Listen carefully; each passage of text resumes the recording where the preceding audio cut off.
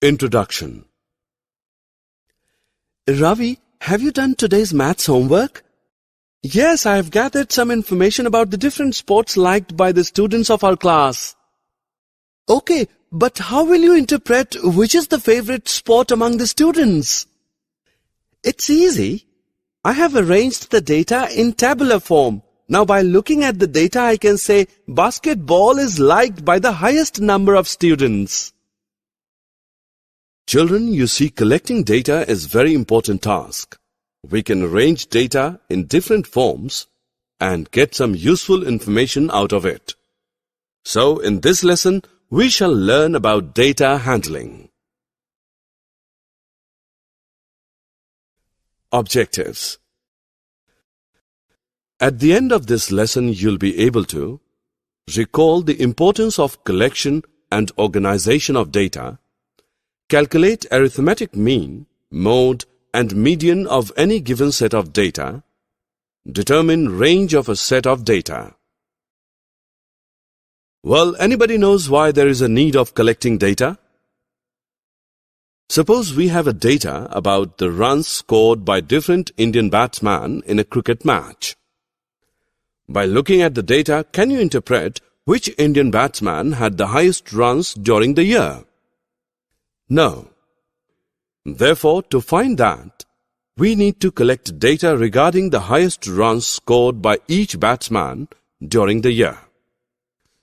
So children, unless and until you don't collect the appropriate data, you cannot know the desired information. We collect data to record and organize it. But why do we need to do that? Look at the following data. A class teacher of class 7th listed the weight of 10 students in this way. Is this data easy to understand? Now look at this data. You can easily know which student has highest maximum weight and which has least. So when we put data in a proper table, it becomes easy to understand and interpret. We can put many kinds of data in tabular form.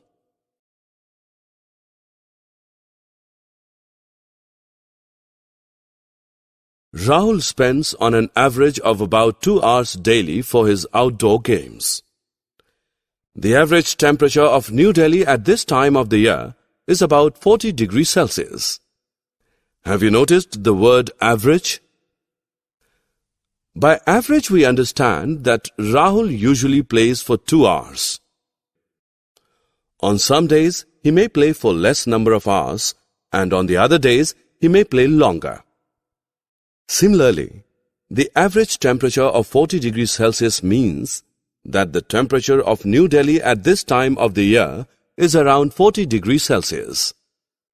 Sometimes it may be less than 40 degrees Celsius, and at other times it may be more than 40 degrees Celsius. Thus, we realize that average lies between the highest and the lowest value of the given data. Different forms of data need different forms of representative value to describe it. One of these representative values is the arithmetic mean. Come along to learn about it. The mean is just the average of the number and it's easy to calculate. Basically, mean is equal to the sum of all the observations divided by number of observations. Let us calculate the mean of these numbers. Add up the numbers first. The sum of these numbers is 60. There are total 5 numbers. So the mean is equal to 60 divided by 5, which equals 12. Therefore, the mean of the above numbers is 12. Rohit is an intelligent and very studious boy in the class. He gave his maths test 7 times to improve his marks. The data shown here is displaying the marks scored by Rohit. Can you calculate the mean test marks of Rohit? Let us first add up the marks, and the sum is 300. We know he gave maths test 7 times. So the mean marks of Rohit are equal to 300 divided by 7, which is equal to 42.86.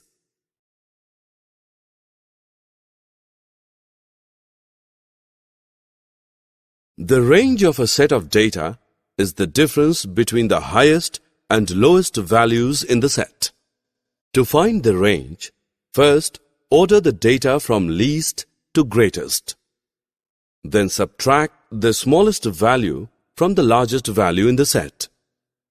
So children, now you can also find the range of any set of data. 5 participants completed their swimming race. Can we calculate the range of swimming time from this data? Yes, it's simple. First, order the data from least to greatest. Now subtract the least value of time from the highest. So the range of swimming time is 3.9 minutes. The mode is simply the number which appears most often. See this example. We have few numbers here. How can we find out the mode? To find the mode, we need to first put the numbers in order, then count how many of each number. Now, see which numbers appear most often. In this case, 8 appears 2 times, so the mode is 8. Look at this data. It shows the height of 25 children in a class. Let us find out the mode of their heights. It's quite easy. First, put the numbers in order and put it in a tabular form. Then count how many of each number. See, 163 appears 9 times, so the mode of the children's height is 163. Median is the value which lies in the middle of a group of numbers that have been arranged in order by size. Let us find the median of these numbers. Firstly, we need to put these numbers either in ascending order or descending order.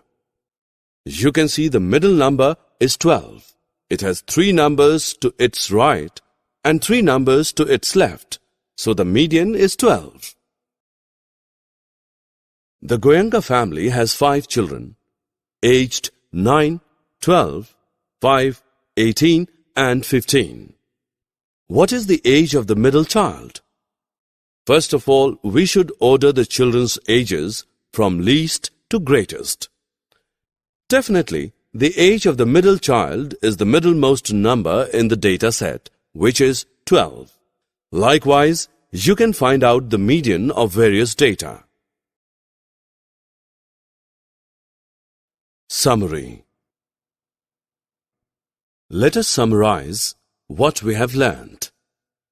The collection, recording, and presentation of data help us in organizing our experiences and drawing inferences from them.